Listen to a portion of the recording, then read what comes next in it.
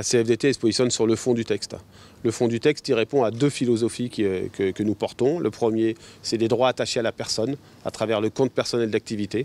Je crois qu'il faut maintenir notre modèle social en France, mais le maintenir, ça veut dire le rénover.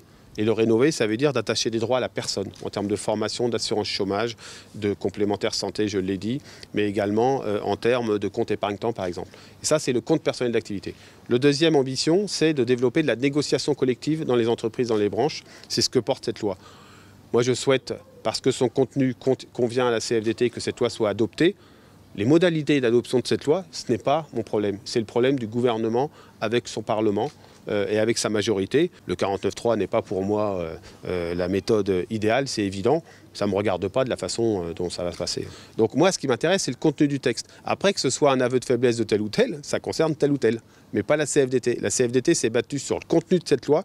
Elle ne se bat pas sur la façon dont elle sera adoptée. Ça concerne les politiques. Et moi, je ne suis pas un politique.